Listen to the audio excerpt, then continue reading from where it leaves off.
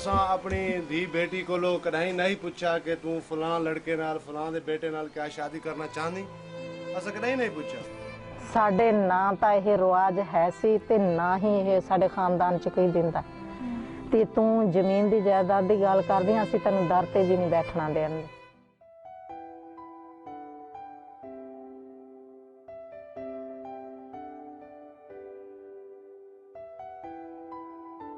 Norwegian Church Aid struggles together with people and organizations across the world to eradicate poverty and injustice. Norwegian Church Aid has extensive experience from long-term development aid and relief work in Pakistan. We support our local partners in the work against forced marriages and in favor of women's right to inheritance. The Gender Justice Program is about three main components. We are trying and preventing forced marriages from happening. So boys and girls who are being forced into marriage, we want to make sure that doesn't happen. The second thing we want to make sure is that women get their inheritance share, which their male relatives are not giving to them. So we give them legal aid and help them for that. And the third thing we will be working on is to make sure that communities are involved in local action to prevent violence against women, to prevent gender-based violence. I should make a visit to all the projects soon to see the progress.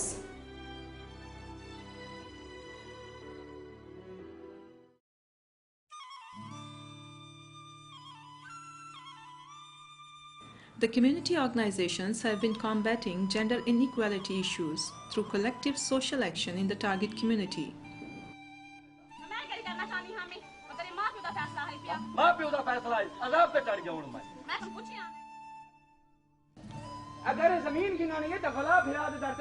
میرے parents نے اپنی مرضی سے میری شادی کی، یعنی کہ بے جوڑ شادی جسے ہم کہتے ہیں، تو وہ بھی جب میری شادی ہوئی تو میری ایج تقریباً 15 سال ہوگی۔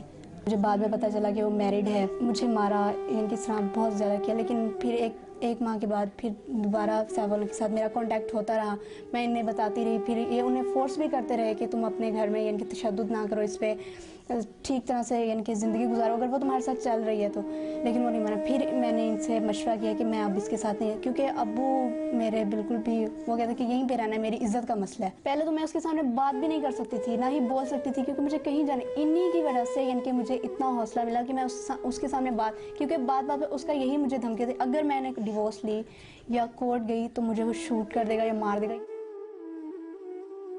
اس طرح ان کی وجہ سے مجھے حوصلہ ملا اور میں دوبارہ اپنی لائف میں واپس اپنے پیرنٹس کے پاس ہوں۔ اس بعد میں پائیاں کو زمین میرے کروڑاں پتی بھرا ہے، میرے ابا جی دی جو اتنی جائیداد آ ਉਹਦੇ ਵਿੱਚ ਮੈਂ ਕਹਿੰਦੀ ਆ ਮੈਨੂੰ ਕੁਛ ਹਿੱਸਾ ਦੇ ਦੇ ਤੇ ਤੂੰ ਜ਼ਮੀਨ ਦੀ ਜਾਇਦਾਦ ਦੀ ਗੱਲ ਕਰਦੀ ਆ, ਅਸੀਂ ਤੈਨੂੰ ਦਰ ਤੇ ਵੀ ਨਹੀਂ ਬੈਠਣਾ ਦੇਣਗੇ। ਮੈਨੂੰ ਉੱਥੋਂ ਧੱਕੇ ਦੇ ਕੇ ਮੇਰੇ ਭਰਾਵਾਂ ਨੇ ਮੈਨੂੰ ਬਾਹਰ ਕੱਢਤੇ ਆ।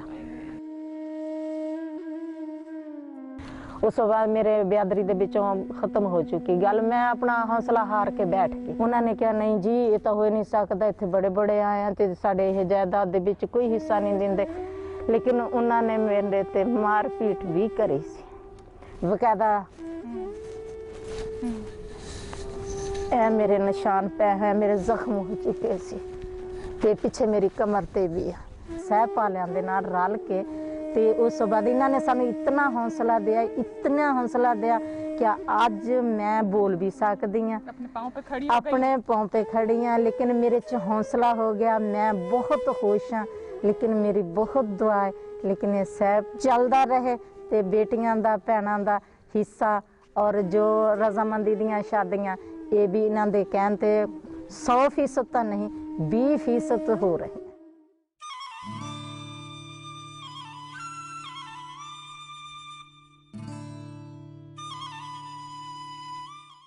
तो अभी बच्चे यानी कि जो छोटी मेरी बच्चा था अभी वो 1 में ही था, दूसरी शादी कर ली, जिसकी वजह से फिर मैं हमारे हालात बहुत आपस में ख़राब। फिर एक ऐसा वक्त आया कि उन्होंने पुलिस के जरिए और अदालत के जरिए मुझे घर से बाहर निकलवा दिया, यानी कि जितना मेरा वो सामान था घर का वो गली में फेंक दिया, बच्चों को बाहर निकाल दिया।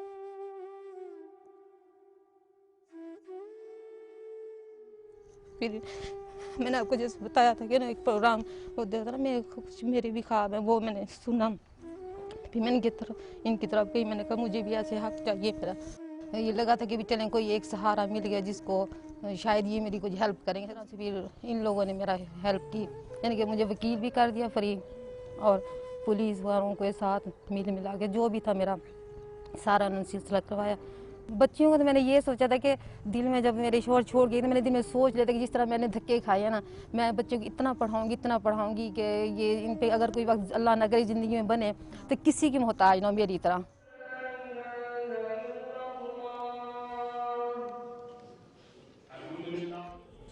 तो अल्लाह के पाक नबी ने फरमाया कि किसी औरत की मर्जी के बगैर उसका निकाह जायज़ नहीं। जिस तरह लड़के का राजी होना जरूरी है, उसी तरह लड़की का राजी होना भी जरूरी है।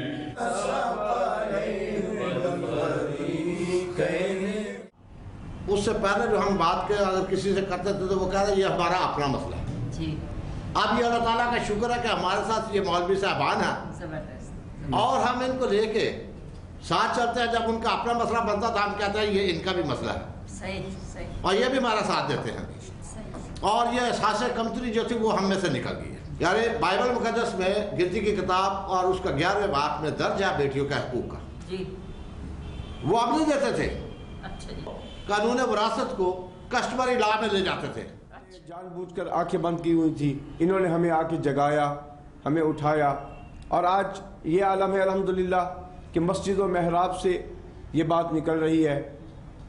जब शुरू में मैं इनके प्रोग्रामों में आया मैंने ये महसूस किया कि अगर मैं थोड़ी सी अपनी इसमें हिस्सा डाल दूं तो मेरे ख्याल में कल को मेरे लिए भी ये ज़रिया निजात बन जाएगा। तो उनके बाद मैं अपनी मस्जिद में जहाँ पे मैं जुम्मा पढ़ाता हूँ, नमाज़ पढ़ाता हूँ, वहाँ पे मैंने इसको थोड़ा सा आवाज़ लगाना शुरू किया।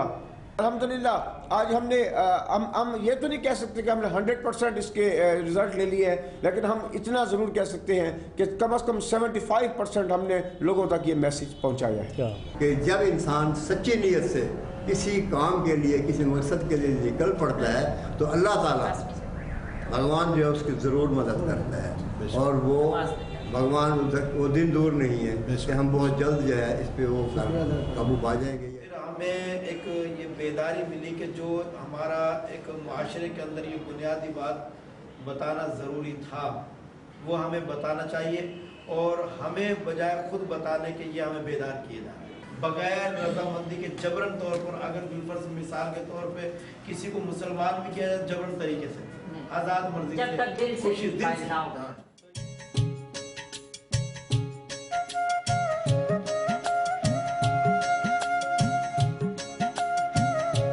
क्योंकि स्टार्ट जिस वक्त हमने लिया था तो उस वक्त लोगों का जो एटीट्यूड था वो हमारे साथ वो एक्सेप्टेंस नहीं थी, और खासकर इन दो टॉपिक्स के ऊपर, क्योंकि ये दोनों उनके पर्सनल थे।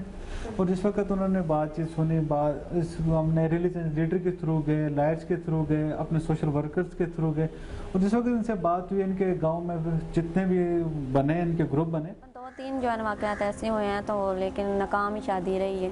फिर तो बाहर जाने का लोगों को इतना शौक क्यों है? वो कहते हैं कि हमारी बेटियां खुश रहेंगी, अच्छी जो है ना घरेलू जो है ना ज़िंदगी बिताएंगी, ना जॉब करने की ज़रूरत पड़ेगी, वो खर्चा वगैरह हो तो उसका हस्बैंड जो है ना देता रहेगा। तो इस वजह से वो सोचते हैं कि हमारी लड़कियों की ज़िंदगी जो है ना बन जाएगी, अच्छे तरीके से गुजरेगी। और इस तरह की शादियाँ ज़्यादातर कामयाब होती हैं या अक्सर मसले आते हैं? अक्सर मसले आते हैं, कुछ जो है ना तलाक दे देते हैं, तो कुछ जो है ना उन्हें इधर ही छोड़कर खुद बाहर चले जाते हैं। उनसे कोई कॉन्सेप्ट ये है कि हज नहीं हो सकता अगर सबकी शादियाँ नहीं। हाँ, सबका कहना था। अच्छा। तो इसीलिए फिर मैंने कहना था कि अगर मेरी वजह से मेरे अब्बू का हज नहीं हो सकता तो अल्लाह ताला ने इतनी बड़ी हमें दी है नेमत, तो हम क्यों ठुकराएं। तो फिर इसी वजह से बस मैंने हाँ कह दिया। जो मेरे साथ हुआ वो मैं अपने घर में से किसी के साथ भी नहीं होने दूंगी इंशाल्लाह।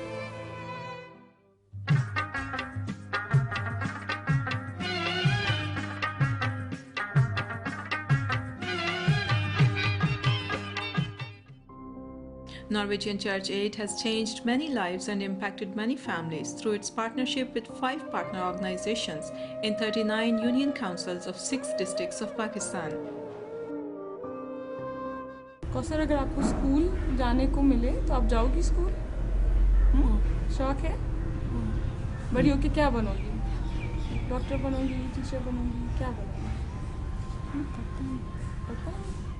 हमारे वालिद साहब बीमार हो गए, उनको मैं हॉस्पिटल ले गया, वहाँ पे वो एडमिट हो गए। हमारे मामू को पता चला इनके वालिद साहब जो हैं वो अस्पताल में एडमिट हो चुके हैं, वो दाखिल हो चुके हैं। हमारी वालिदा को फ़ोन किया, बोला इतने सालों से हमारा आना जाना नहीं है, छोटे हमारी जो बहनें और वालिदा भी और वालिद साहब भी याद कर रहे हैं आपको और आप आ जाएँ। छोटी बहन के निकाह का बातचीत चला दी अपने साले के साथ, उन्होंने निकाह करवाया। फिर मेरे वालिद साहब को फ़ोन किया, बोला कि हमने तेरी बेटी का निकाह करवा दिया और जो तूने करना है कर, आके छुड़वा सकते तो छुड़वा ले। इस सदमे से मेरे वालिद साहब मेरे को बोला कि अपनी बहन को बचा सके तो बचा लेना, नहीं बचा सके तो किसी समुद्र में छलांग लगा लेना। इसमें फिर वालिद साहब की डेथ हो गई। नहीं, रुखसती दूसरे दिन होनी थी, दूसरे दिन होनी थी। इसमें रात को वालिद साहब की फौत की हो गई, रात को वालिद साहब फौत हो गए। हम लोगों ने इधर उधर राब्ते किए, फिर इसी तरह करते करते हम खोइंद कोर और अमन कमेटी के साथ हमारा राब्ता हुआ। फिर उन्होंने भरपूर हम लोगों के साथ ताउन किया, फिर पूरी इधर उधर पुलिस, फिर उनके घर पे छापे लगवाए। जी हाँ, फिर हमारी वालदा और हमारी बहन, उनके दो बहनें उधर थी, छोटी बहनें, फिर रात को पुलिस गई है, फिर अपनी बहनें उठा के मैंने लाई हैं। My father was the only decision maker in our home. When I was studying, my father also decided my marriage, and that man was also not so educated. But I don't like him because of his nature, because of his character. But when focal person came to our house after that activity, I talked with him. Okay. He was teacher. He understood me, and that he said, okay, I will talk to your father.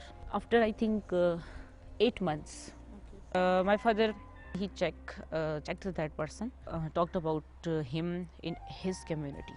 Okay. And when he listened that my daughter was right, he said, oh, what you want? He said, okay, it's mean that you have someone else. I said, no, I want studying. Okay, so he said, okay, you will sign a paper that you will not marry in your whole life. I decided, okay, I will work for my family, for you, for everything, but don't make these type of decisions for me. Don't spoil my life. I'm supporting my family, and my family is so happy because girls are not burdens. कानून के हवाले से भी यही है, जब आप उनके पास बेसिक नॉलेज ही नहीं होती तो कानून का तो उनको पता ही नहीं है। अगर हम देखते हैं कि यहाँ पर शादी के लिए उन पर कोई ऐसी ज़बरदस्ती उनकी की जा रही है, उसको ये नहीं पता कि मैंने अगर कोई कानूनी सहारा लेना है तो मेरे पास मैं किस कानून के तहत लूँगी।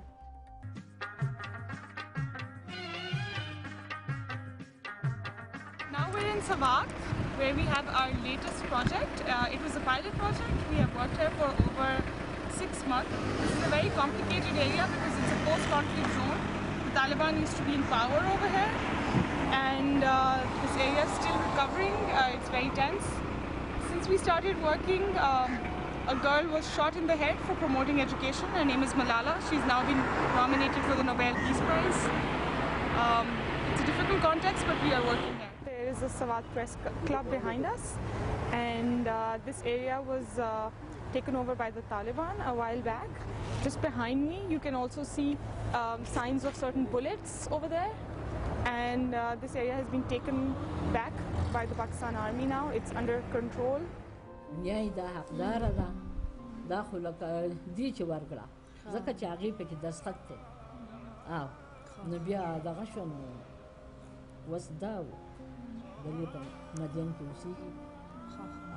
أخواني هم دغدي وكنا دليل جنين دلتا كده أو دغبنا كو تشدد بنا كو فخذوا باندي منجا بصبر كو ناكاو من بكو أو أقوي تلاقنا تدير صبر بوسكو أو زكاة شعبا نجيل على دغنا هتقول لي أرسل يتقول لي كنا تدون جيل دون دغا لا جرمانا تباغي كبيا دغنا كيجي تتاهس وتماب شي لا جرمانا زكاة كذا ما فشفارة شو منك يجي केस जो है ना इसी तरीके से थे, इसके एक लड़की पसंद थी इसकी, तो इन दोनों के निकाह हुई थी और बाद में वो लड़की जो है ना उसके बाप जो था वो बहुत हो चुका था, तो उसके साथ घर में बहुत ज़्यादती हुई थी। उसके चचा था और उसके चाची थी, उसके साथ उस लड़की के साथ ज़बरदस्ती कर रहे थे, काम में इसमें झगड़े वगैरह होते थे।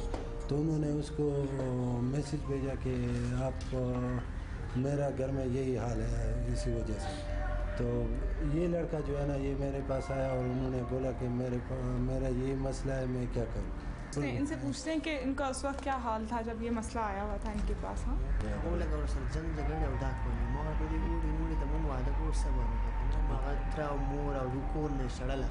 तो ये मेरे पास आया, इसे बातें सुना के तो मैंने इजहार और सोहेल के साथ ये बात डिस्कस कर दिया, PVDP के स्टाफ के साथ। तो बाद में मैं नीचे गया और उन्होंने उसको मैंने बोला कि आप उस टैक्सी में बैठ जाओ और जाओ, उन्होंने उसके पास जाओ उसके और वो लेकर आओ। वो तो आपकी बीवी है, कानूनी तौर पर भी और मजहबी तौर पर भी आपका निकाह पड़ चुका है। फिर हमने जो है ना मौलवी साहिबान से बैठ के भी बातें शुरू की कि यार हम तो आए हुए हैं, सही है, लोग कहते हैं कि NGOs वाले हैं, ऑल फॉल बकेंगे, लोग ये सब बातें भी हुई। ये मुफ्ती साहिब, मौलवी साहब वो हमारे ग्रुप में भी आ गए और फ्राइडे सरमन में उन लोगों ने ये चीज़ें जो है ना ये स्टार्ट कर ली। और अब जब सब कुछ स्टार्ट हो गया, प्रोजेक्ट एक लाइन पे हो गया, सब जो है ना जितनी भी दुश्वारियाँ थी, जितनी भी उसको हमने जो है ना फेस करके अभी पोजीशन ये है कि लोग चाह रहे हैं कि आप और काम कर लें। तो बदकिस्मती से अभी जो है ना प्रोजेक्ट बहुत ज़्यादा हो गया यहाँ पे और कोई लेकिन हर कोई ये चाहता है कि यहाँ पर चेंज आ जाए, क्योंकि यहाँ स्वाद की बदकिस्मती ये रही है कि 2 साल 3 साल यहाँ पर तालिबानाइजेशन ये चीज़ें कॉन्फ्लिक्ट एरिया रहा, ये सारा स्वाद खाली हो गया था, ऑपरेशन यहाँ पे हुआ। उसके बाद 2 साल बाद जो है ना यहाँ पे एक फ्लड आ गया, ये औरतें और जो है ना ये फिर रोड पे आ गई, तो फिर जो है ना ज़्यादातर ट्रोमाटाइज और जहनी और ये चीज़ें भी वहाँ पे वो आ गई है। So, we are going to take a delegation to the Commission on the Status of Women in New York, and NCA will be participating in that. This is a body under the Economic and Social Commission of the UN, and it's the highest level of advocacy that we can have. We will be talking about gender-based violence. The theme this year is violence against women. So I think it's very important for us to get input from our projects and our overall program, see what lessons learned have been learned and what strategies we have seen work in Pakistan. 57 session की तारीख दे दी गई 4 से 15 मार्च. Experience shows that our cooperation with religious leaders was important for our success against FGM, against early and forced marriages, promoting women's participation, inheritance rights, sexual and reproductive health and rights. So you can see that 2 of the themes that we work on in the Gender Justice Program, inheritance rights and early and forced marriages, something that all our partners work on. This has been, we've gotten success on these 2 different agendas, with the help of religious leaders. Despite this powerful proof of our honest and diligent work for women, we don't think that we have achieved our goal. These are a few good steps in the right direction. Such powerful testimonies encourage us to keep going.